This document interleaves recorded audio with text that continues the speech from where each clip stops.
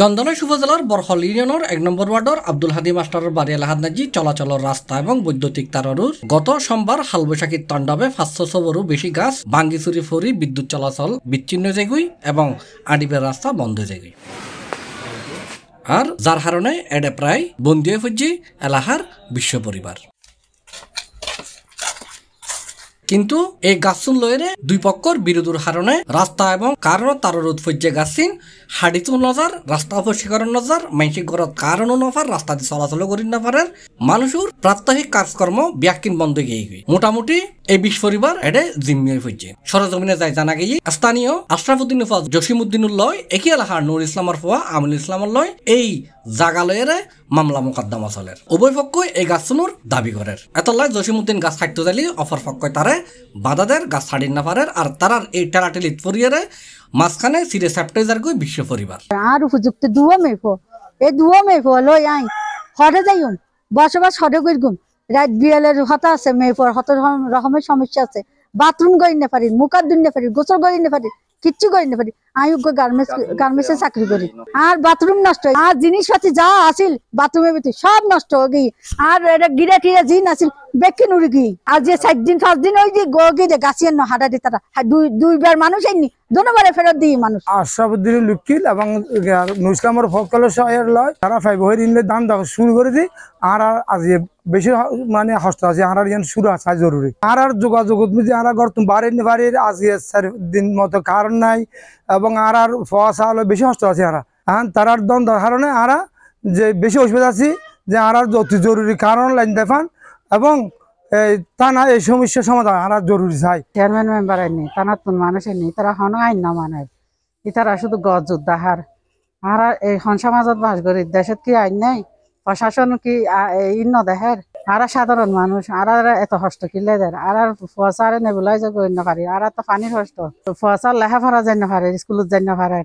School লেখাপড়া ন teacher আইন না পারে আর শান্তি চাই সব সময় আর হুমকি আতঙ্কের মধ্যে রাখে তারা আর সবসময় মারি ফেলেবো হারিয়ে ফেলেবো। আমি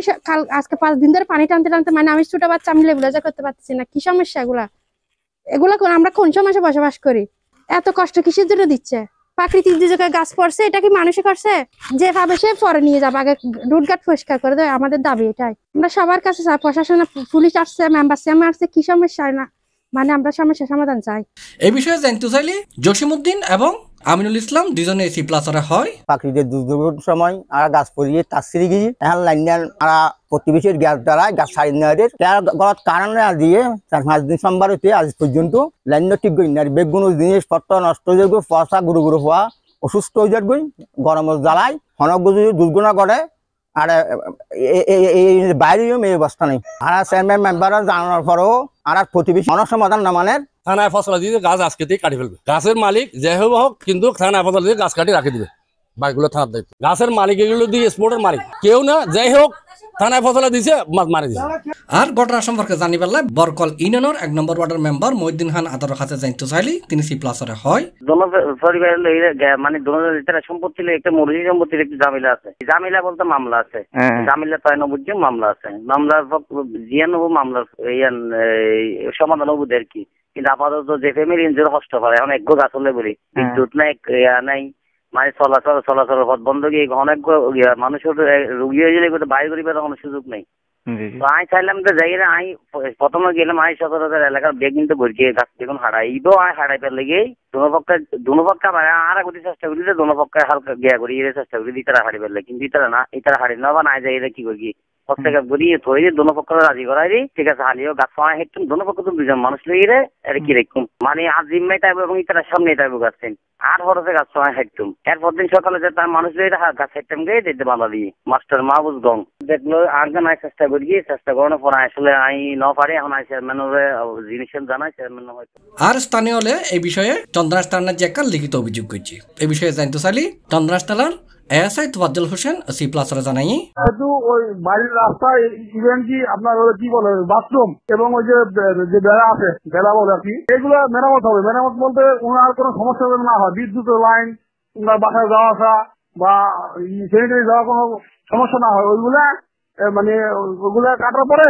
ওই মালামাল গুলো স্থানীয় যে মেম্বার আছে মেম্বার থাকবে পরবর্তীতে মামলা নিষ্পত্তি না হবে, মামলা আদেশ না হবেন তো ওরা কেউ ভোগ করতে পারবে না, নিশ্চিত হবে না, ওই সিদ্ধান্ত হবে। আমার তো গাছগুলা